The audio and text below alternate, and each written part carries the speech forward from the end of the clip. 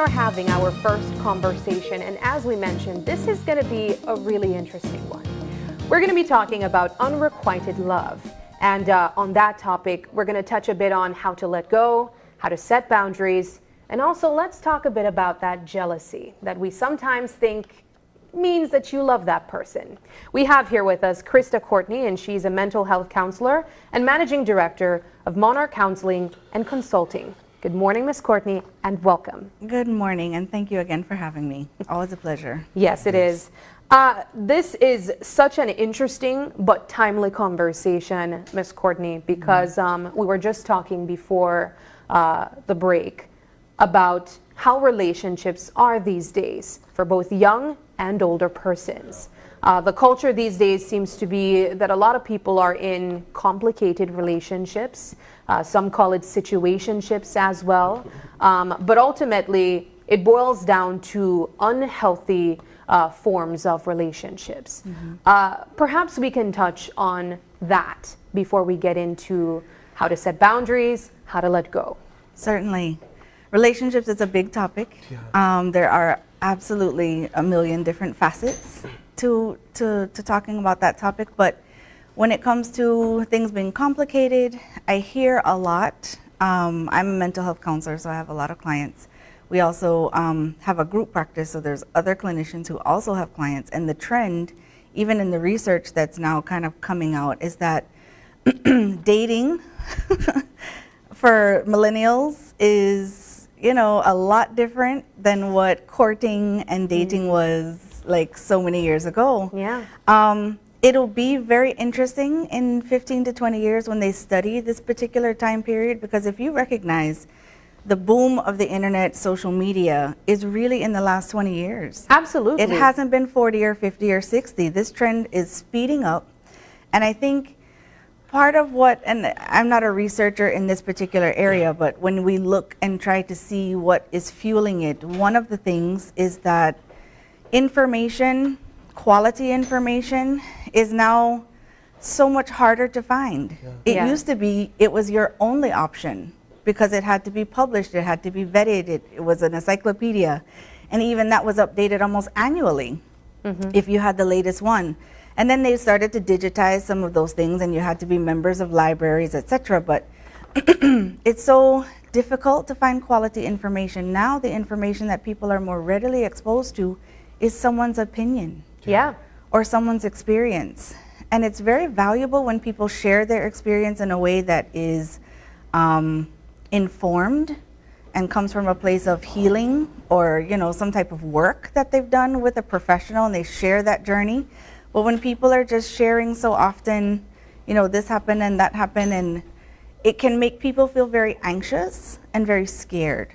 And what I see being demonstrated a lot in relationships where things get tough is that there's an imbalance of power that people are struggling with. There is this fear that if I don't monitor your every movement, that if I don't know exactly what's going on at all times, that you're going to do something that's going to hurt me. Yeah.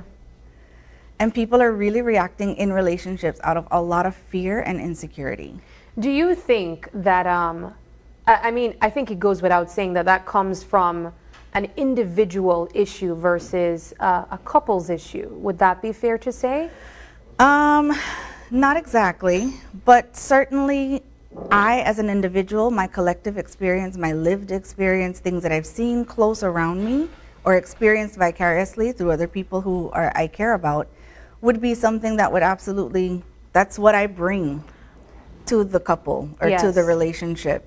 And a lot of times people are really just unaware of how events in their lives, even the things that they saw growing up as normal, how that impacted them.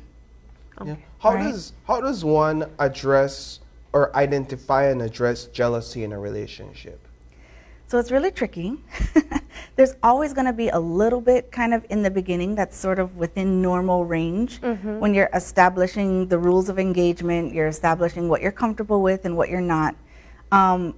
So if you find that it's reaching a place where jealousy in your relationship is kind of becoming really uncomfortable or a problem, we recommend first that you try to do a little bit of self-analysis first, and you want to try to see, am I doing anything that would really contribute to appropriate levels of jealousy in this relationship? Am I over-flirting with somebody? Am I not paying attention to my partner's needs? Am I kind of dismissing them to do my own thing? You know, trying to maintain that sense of individuality while I'm still in a relationship.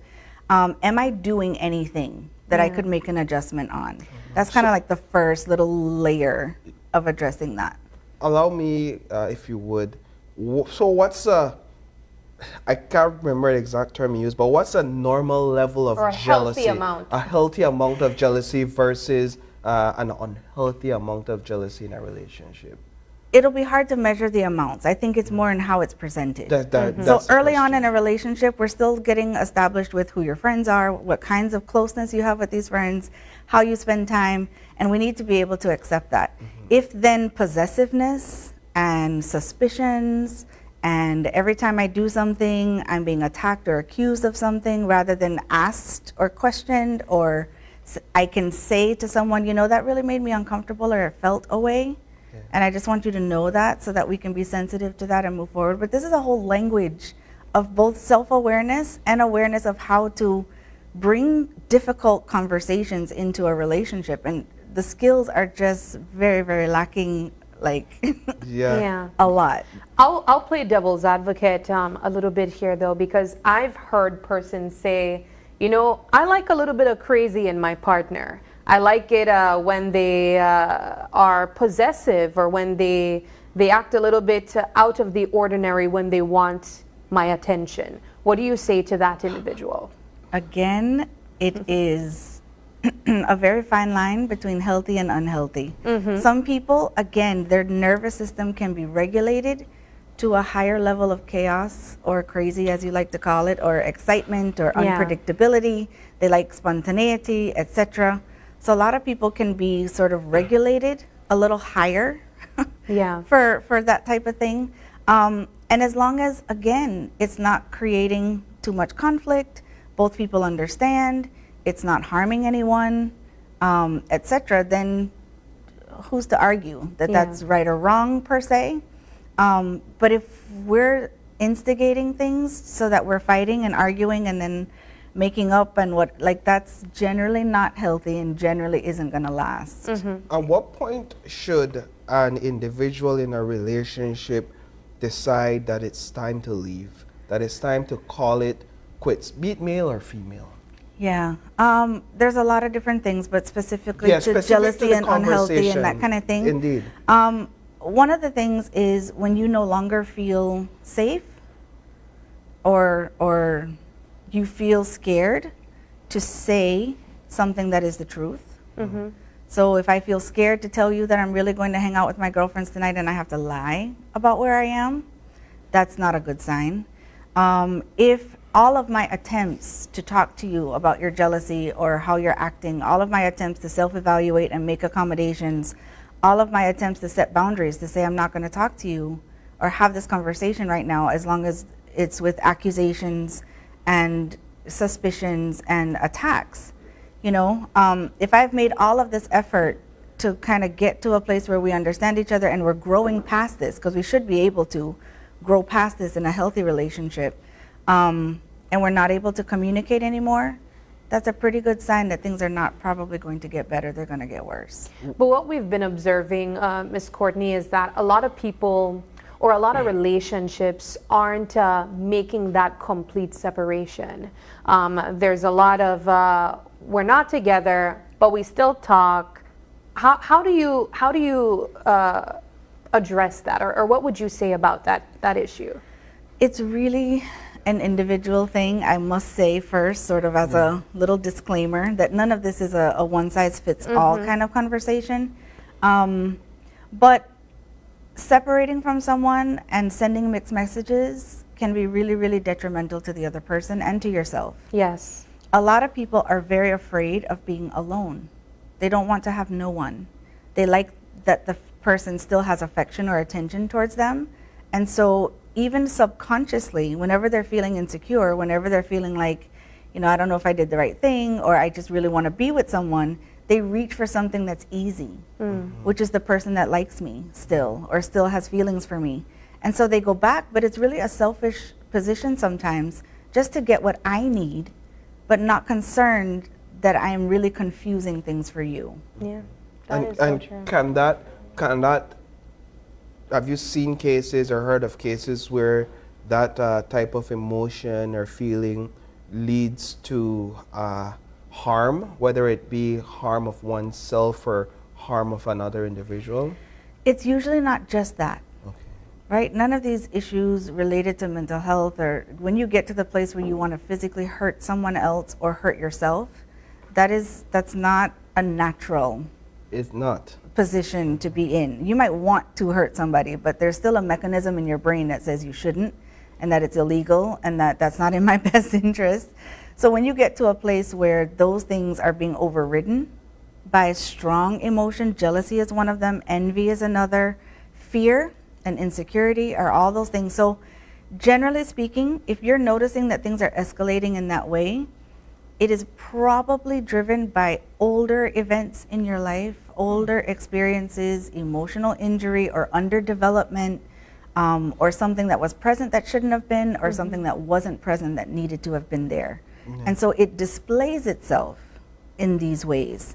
And then my experience within the relationship can worsen the existing injury Magnifies it. and magnify it. That is And so so true. a lot of times what's happening in the present, when things escalate past where your brain is supposed to be able to tell you this is not something that you should do, it's because that's a lot more than what's happening in the present, generally speaking. No, as individuals in relationships, I don't know that we are equipped to address those sort of internal issues within ourselves first, and especially more so within our partners. Yeah. When they expose themselves. How many people do we see actually reaching out to professionals for help, and how available or how accessible is help in these situations? That's a varied question as well. There are certainly a lot more professionals in Belize now than there ever have been before. So I would say it's more accessible than it has been.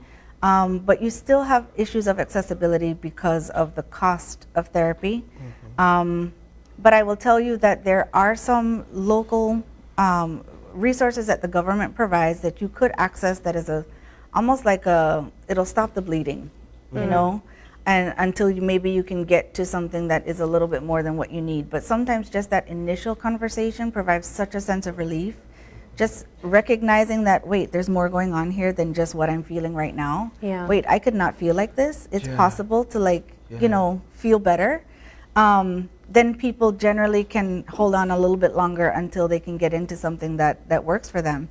But the resources are more available than before. And we continue to advocate for additional resources and for mental health to be prioritized in the health scheme, which we're seeing mental health even in their shift with mental health and wellness being added to their portfolio with the National Mental Health Plan that was launched last year. The National Suicide Prevention Plan is starting a whole next level of works to be able to support people across the country. So things are happening a little bit more now, a little bit faster, and we're grateful to see that. It's a little late, but better late than never Yeah. in this Yeah. case for sure. But there are resources, and it really is just a matter of finding the right person that you connect with, that you feel safe with. And if that's not the first therapist that you see, please try another one before you give Yeah. up. We talked about it a bit, but I'd like to go back to it a bit more on jealousy. To talk a bit about what you've seen based on your experience that jealousy does to someone, an individual psychologically, on an emotional level. What does it do to an individual? And I think it's important because we may have viewers that are identifying certain feelings or are having certain experiences, but not too certain about what it is, and they may also be able to relate. Right. So jealousy itself is on a list of emotions Is or it? feeling words, right? So there's a ton of feelings that we can have. And it's also possible to be feeling more than one thing at one time. So what triggers it, right? So like anger, we know, is triggered by fear and hurt.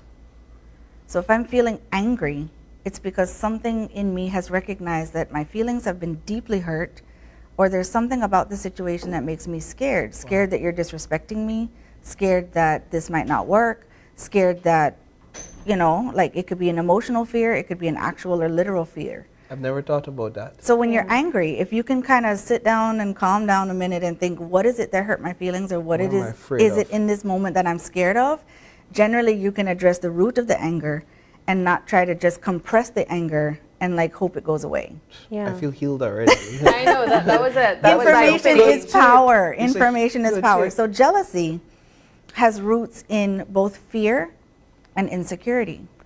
So it's like, what is it about this situation that makes me feel like I'm not enough? And if my interactions with someone is continuously making me feel like I'm not enough, there's either something in me that I need to address, or there's something about the way this person is handling me, and this might not be a healthy situation for me. Wow. So an individual may, just by their actions, have you feel less than you actually know you are, Absolutely. or that you were. Now, people can't necessarily, I mean, this is real technical here, Yeah, so yeah. Go right ahead. I'm going to be brave and hope that it's not misunderstood or misconstrued, but people generally can't make you feel something. So I don't make you feel, but if I do things that trigger a feeling that already exists, that is really what we're saying. You make me feel like I'm not worthy. What we're saying is there's something in me that already feels a little unworthy in this situation, and when you do that, it brings triggers. it out a little bit more. So there's two parts to all of this.